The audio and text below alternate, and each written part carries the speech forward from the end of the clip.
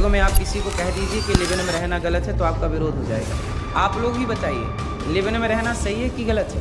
अरे मैं क्या बताऊं, मैं क्या बताऊं? हिंदू स्त्रियां है भगवान, देख कर शर्म आती है। कलयुग में आप वैश्या को वैश्या नहीं कह सकते, घूमेगी अर्धनग्न पर सुनना चाहेगी कि हमें देवी कहो। बेटा ऐसे नहीं कहना चाहिए तुमने, तुम कितने अच्छे थे। पैसा कमाओगे तुम, नंगे होकर पैसा कमाओगे। देवी वाली हरकत हो आपकी तो आपको देवी भी कहा जाए। ये बेईमान व्यक्ति हैं, इन्होंने जनता के उद्धार से नहीं काल के जाल में फंसाने का ठेका ले रखा। कैसे होगा हिंदू महिलाओं का उद्धार, आज इसी विषय को विस्तार से क्लियर करने के लिए हम आपके बीच कुछ आध्यात्मिक जानकारों के विचार लेकर आए हैं। इन आध्यात्मिक जानकारों में एक तरफ हैं साध्वी ऋतंबरा जी व कुछ अन्य आध्यात्मिक जानकार, तो वहीं दूसरी ओर हैं संत रामपाल जी महाराज। इन आध्यात्मिक जानकारों में किसका ज्ञान उत्तम है, कमेंट करके हमें अपनी राय अवश्य दें। अगर इस चैनल पर आप पहली बार आए हैं तो फटाफट से वीडियो को लाइक और चैनल को सब्सक्राइब जरूर कर दें। तो चलिए वीडियो शुरू करते हैं। बहुत बहुत स्वागत है मैम आपका। जो आपने सनातन के लिए किया उसको हम सब ने देखा, लेकिन आज जो आपका बयान चर्चित है उसको लेकर एक सवाल मैम सबके मन में आ रहा है कि धार्मिक प्रवचनों में या धर्मगुरु जो है जो भी बयान दे रहे हैं उसमें सिर्फ महिलाओं को टारगेट किया जा रहा है, जबकि सामाजिक समस्याएं जो हैं वो तो लैंगिक नहीं होती हैं। ऐसा लग रहा है कि पुरुषों को छोड़ दिया जा रहा है और सबको कमी सिर्फ औरतों में नजर आ रही है कि इनको कितना गंदा कह सकते हैं हम, इनके कपड़ों पर कितनी टिप्पणी कर सकते हैं, उनकी आदत पर, उनकी उम्र पर। ये तो बहुत पुरानी बात है जो अब आज वायरल हो गई है। मैं कथा में चर्चा कर रही थी, उसी समाज में भी आता हूं। अब जैसे मैं पुरुष हूं, मुझे किसी संत ने क्वेश्चन नहीं किया तो मुझे आनंद आ रहा है, लेकिन मेरी कई महिला सहयोगी जिन्हें लग रहा है कि उन्हें ही टारगेट किया जा रहा है। अनिरुद्धाचार्य जी ने कह दिया कि 25 साल के ऊपर जो लड़की शादी नहीं कर रही है वो गंदे स्वभाव की है, उसके चरित्र को लेकर सवाल कर दिया। अब मैंने भी शादी नहीं की है, आप धर्म में व्यस्त रही जीवन भर, आपने अपने धर्म पे जीवन समर्पण कर दिया, तो एक जेनरिक स्टेटमेंट से क्या ऐसे महात्माओं को, कथावाचकों को बचना नहीं चाहिए? नहीं, निश्चित रूप से मैं अपनी बात कहती हूँ। अगर मेरे मातृ जगत को मेरे इस जो है भावुक हो गए हृदय से निकले हुए शब्द पीड़ा दे गए तो मैं निश्चित रूप से क्षमा याचना करूंगी। लेकिन शुभंकर जी, अधिकार की भावना होती है ना, जब आप अपनों के बीच में होते हो तो आप एक अधिकृत भाव से बोलते हो। मैं प्यार लुटाती हूँ, प्रेम लुटाती हूँ, अपने आंचल में समेट लेती हूँ उनको जो बिखरे हुए हैं। लेकिन हताशा होती है जब उच्छृंखलता देखते हैं, अभद्रता देखते हैं, अच्छा नहीं लगता।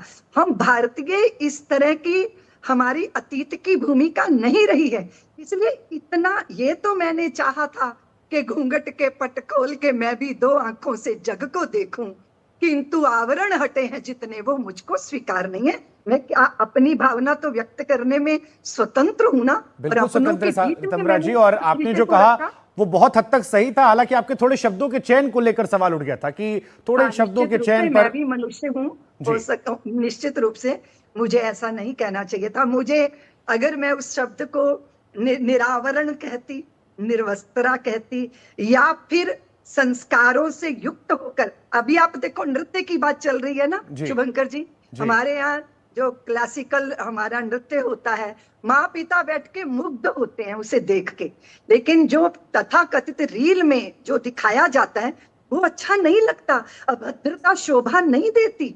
और एक स्त्री अगर करती है या 5, 10, 100 स्त्रियां करती हैं तो पूरी स्त्री जाति लांछित होती है। और मैं तो हमेशा ही अधिकार से कहती हूँ कि माँ तुम्हारी जिम्मेदारी है, अगर तुमने अपना एक ये जो क्या होते हैं बार बार सिगरेट पीते हैं ना, चेन स्मोकर पुत्र है, तो मैं सोचती हूँ कि जी भर के तुमने उसको अपने हृदय का दुग्ध पान कराया होता तो वो सिगरेट से वो तृप्ति ना तलाशता। अश्लीलता पर ऋतंबरा जी, मैं अश्लीलता पर काफी हद तक मैं आपके साथ खड़ा हो रहा हूं, लेकिन अब बात आगे बढ़ गई है। अब प्रेम संबंधों पर भी सवाल उठने लगे हैं। लिव इन रिलेशनशिप को लेकर कह दिया गया कि ये तो आधुनिक वैश्यालय का जरिया है। इस तरह की टिप्पणियां साधु महात्माओं से तो बड़ी हैरान करती हैं, और इसके खिलाफ जो लोग हैं वो कहते हैं कि पहले भी महिलाओं को स्वयंवर करने का अधिकार था, अजंता अलोरा की केव्स में बहुत सारी दर्शन थे। तो इस तरह से हर चीज पर टिप्पणी करना और साधु महात्मा की तरफ से, तो ये क्या शोभा दे रहा है, या उनको भी समझ में आ गया है, बाबा लोग को भी, कि इससे ट्रेंड में रहते हैं? क्योंकि कई बाबा अब सोशल मीडिया को बड़ी गंभीरता से लेते हैं। आप तो नहीं दिखाई पड़ती है, लेकिन कई बाबा है आपके बयान से आगे भी, क्योंकि कई और बयान आए हैं, मैं आपने अपने बयान पर शब्दों के चयन पर खेद जता दिया, वो ठीक है। मैं, और क्योंकि आप रोज मिलती नहीं हमें, आप बहुत कम सोशल मीडिया पर इस तरह से टीवी पर मिलती हैं, बड़ी मुश्किल से आज हमने आपको अपने शो पर बुलाया है, आप आई हैं हमारे पास, तो मैं बाकी लोगों को लेकर भी एक टिप्पणी लेता हूं। अनिरुद्धाचार्य जी ने जो ये बयान दिया कि 25 साल के तक लड़कियां शादी नहीं करती हैं, वो 4 जगह मुंह मारती हैं, या प्रेमानंद जी ने जो कहा कि 100 में से 2-4 लड़कियां शुद्ध बची हैं, क्या महिलाओं को लेकर ये टिप्पणी ठीक है आपकी नजर में? क्योंकि जनरलाइज स्टेटमेंट है, इसका कोई डेटा नहीं है। लेकिन मैंने पूज्य स्वामी प्रेमानंद जी महाराज का वक्तव्य इस तरह नहीं सुना है, लेकिन शुभंकर जी वो एक बहुत ऊंची संत शक्ति है, उनके मुख से अगर ऐसे कुछ शब्द निकले, क्योंकि मैं उस पर टिप्पणी नहीं कर सकती। लेकिन जब कभी क्या होता है, जैसे अभी मेरा वायरल हुआ ये बात कि हिंदू स्त्रियों, तो सारी हिंदू स्त्रियों के लिए मैंने नहीं कहा था, भले ही मैं कुछ कहना भूल गई होंगी, क्योंकि जब वक्तव्य का प्रवाह होता है, उसका भीतर विचार होता है, शब्दों को उसी समय पकड़ना होता है। तो साधारण मनुष्य चूक जाते हैं, चूक गए हैं। हाँ, मैं चूक गई कि मुझे भद्र बोलना चाहिए था, मुझे ये शब्द नहीं बोलना चाहिए था, मुझे हृदय से खेद है, मुझे हृदय से देश की माताएं क्षमा करेंगी, क्योंकि वो रितंबरा को जानती हैं। नहीं, आप जो कह रही हैं रितंबरा जी, ऑस्ट्रेलिया में 16 साल तक की उम्र में यूट्यूब भी बैन कर दिया उन्होंने, कि जब तक 16 साल के यूट्यूब भी नहीं चला सकते। तो जो बात आप कह रहे हैं रील को लेकर, वो विदेशों में भी लागू हो रही है, उसका विरोध नहीं रहा है। विरोध जो रहा है वो 2 सवाल को लेकर आ रहा है। एक, बार बार कपड़ों को लेकर, कि जैसे किसी महिला ने मान लीजिए कम कपड़े पहने तो उसके जरिए रेप को जस्टिफाई कर दिया था। जैसे मैंने अनिरुद्धाचार्य जी का एक पॉडकास्ट किया, उन्होंने कहा कि एक महिला जा रही थी कम कपड़ों में, उसे देखकर एक पुरुष उत्तेजित हुआ, आगे गया, छेड़खानी कर दिया। अब बताइए कौन गलत था? तो मैंने कहा पुरुष। उन्हें कहा क्यों? कम कपड़े पहनने वाले का दोष नहीं है, नजरों का भी दोष होता है। तो ऐसी बातें जब आती हैं संतों से, कथावाचकों से, उसको लेकर समाज में एक सवाल होता है कि सारी गलती महिलाओं पर क्यों, पुरुषों पर क्यों नहीं? नहीं, आपने सही कहा, दृष्टि का दोष है। एक स्वामी राम एक इतनी सुंदर स्त्री को देखे जा रहे थे, वो सकुचा रही थी, तो उन्होंने कहा कि आप मुझे क्यों देख रहे हैं? बोले मैं तेरे सौंदर्य को नहीं देख रहा, तेरे सौंदर्य को देख के तुझे बनाने वाले ईश्वर की सुंदरता का दर्शन कर रहा हूं। और आप जानते हो शुभंकर जी, नजर बदल गई तो नजारे बदल गए, और किश्ती का रुख बदला तो किनारे बदल गए। निश्चित रूप से दृष्टि का दोष होता है, लेकिन सबकी दृष्टि कैसे सुधरेगी? दोस्तों, अभी आपने सुने इन सभी आध्यात्मिक जानकारों के विचार।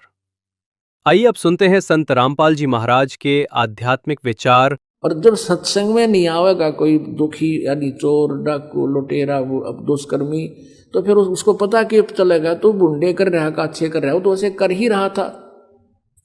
तो सत्संग में आने से ही पता चलेगा। जैसे मैले कपड़े का साबुन और पानी लगाना ही बंद कर देंगे, दूना मैला होगा होता है। और उनको बुला कर भी कहा, बेटा ऐसे नहीं कहना चाहिए तुमने, तुम कितने अच्छे थे, अपने अंदर झांक कर देखो। एक समय एक औरत को पीट रहे थे गांव वाले, एक साधु संत पहुंच गए, कारण पूछा क्यों पीट रहे हो, क्यों इसको मार रहे हो?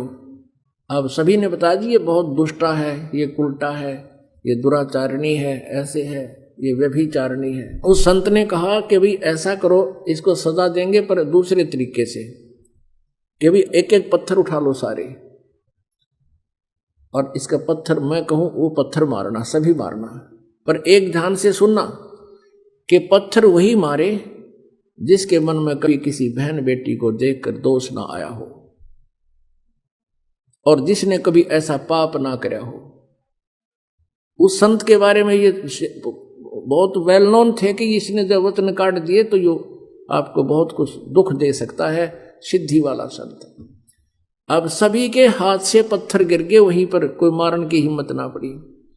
अब हमारे अंदर एक त्रुटि है, हम दूसरों का दोष देखकर उसको बहुत भला बुरा कह देते हैं और अपने को छुपा कर रखते हैं, और फिर हम समाज में इज्जत बनाए बैठे होते हैं। तो पुण्यात्माओं, परमात्मा ने हर तरह से ज्ञान दे दिया, पर वो बुद्धि भ्रष्ट मानने को नहीं, क्योंकि सुख हो गया था, और सुख में ये बकवाद दबाया करें। एक बार क्या हुआ, कबीर जी कहीं सत्संग कर रहे थे और एक वैश्या थी गणका, और उसने रात के समय ये परमात्मा की चर्चा सुनी, उसके कान खड़े हो गए। वह नहा धो के और उस अपने मकान के झांकी के सहारे बैठ गई और बाहर से गेट लगा कर कुंडी ला दी अंदर से। शांति से उसने सुना भगवान की चर्चा। उसकी आत्मा ने धिक्कार दिया उसको कि मैं क्या कर रही हूं। ओए होए, मुझे करना के चाहिए था। मालिक ने 2 घंटे प्रवचन किए वहां पर ऊंची आवाज में। रात का समय, शांत मौसम, दूर तक आवाज जाती है। लड़की ने उसी समय जाकर परमात्मा के चरणों में मत्था टेक दिया और कहा, प्रभु क्या मेरे जैसी नीच का भी उद्धार हो सकता है? परमात्मा ने पूछा, आप कौन हो? खड़ी होकर बताया बेटी ने कि मैं एक वैसा हूं। ए भगवान, मैंने आपका ज्ञान सुना, मेरा तो कालजा पाट गया। मैंने अनजानपने में पाप करे, मालिक मुझे माफ कर दो। परमात्मा बोले, बेटा साबुन का स्वभाव है मैल काटने का, आप नाम लो, आगे बुराई त्याग दे, पार होगी या कौन सी बात है। अब नाम ले लिया। अब उसका तो भूख जागेगी भगवान की भक्ति की। जहां भी सत्संग किसी के घर या आंगन कहीं आसपास बगड़ में हो, परमात्मा बेटी तुरंत पहुंच जाती। और वो जो पहले परमात्मा के शिष्य थे वो सुखी हो गए थे, उनका दुख रहा को नहीं। उनकी कुछ दिनों के बाद वो अपने सोच से सोचने लग जाते हैं, परमात्मा का आदेश भी भूल जाते हैं। वो उस लड़की को धमकाने लगे, कहने लगे तू यहाँ मत आया कर, तूने महाराज जी की बेइज्जती करा दी, लोग यहाँ क्या कहेंगे, एक वैसे आती है सत्संग में, गुरु जी बदनाम हो जाएंगे। 2-4 भक्तान हुआ धमका दी। अब वो लड़की परमात्मा के पास बैठकर बहुत रोई। मालिक ने पूछा, बेटी बात क्या है? उसने बताई, जी अब मैं क्या करूं? अब मेरे ऐसे ऐसे कुछ भक्त मुझे ऐसे कह रहे हैं तू यहाँ मत आया कर। मालिक मैं रह नहीं सकती, मैं चाहती हूँ कि अधिक से अधिक आपका ज्ञान सुनो, मेरे पाप कटे। तो परमात्मा ने सत्संग के माध्यम से कहा था, भाई कुष्टी हो वै संत बंदगी कीजियो, हो वैसा कै विश्वास चरण चित दीजिए। यदि कोई कितना दुखी रोगी कोई भी भक्त है, भगवान की भक्ति करता, उससे नफरत ना करना, और चाहे उसको भी प्रणाम करना, प्यार से रखना। और चाहे कोई वैसा है और उसको भी यदि परमात्मा की तड़फ है, सच्ची लगन है, उसके हृदय में चाह है, तो उसको भी एक बहन बेटी और आदरणीय मानना। और जब सत्संग में नहीं आवेगा कोई दुखी यानी चोर, डाकू, लुटेरा, वो अब दुष्कर्मी, तो फिर उसको पता कि चलेगा तो बुंडे कर रहा का अच्छे कर रहा हो, तो उसे कर ही रहा था। तो सत्संग में आने से ही पता चलेगा। जैसे मैले कपड़े का साबुन और पानी लगाना ही बंद कर देंगे, दूना मैला होगा होता है। और उनको बुला कर भी कहा, बेटा ऐसे नहीं कहना चाहिए तुमने, तुम कितने अच्छे थे, अपने अंदर झांक कर देखो। 9वें अध्याय के 30वें श्लोक में इसी श्रीमद् भगवत गीता में ये स्पष्ट लिखा कि हे अर्जुन, अति से दुराचारी व्यक्ति भी हो और उसकी भगवान में आस्था हो, उसको साधु समझना चाहिए। बता, इस नकली का है कोई ज्ञान? ये देखो श्रीमद् भगवत गीता, और ये तो गीता प्रेस गोरखपुर वालों की, और उसने इसकी नकल ला कर अपनी बकवाद गढ़ रखी सारी। ये देखिएगा अध्याय नंबर 9 और इसका श्लोक नंबर 30 में कहा है, यदि कोई अति से दुराचारी भी अनन्य भाव से मेरा भक्त होकर मुझको भजता है, वह साधु ही मानने योग्य है। अब बता,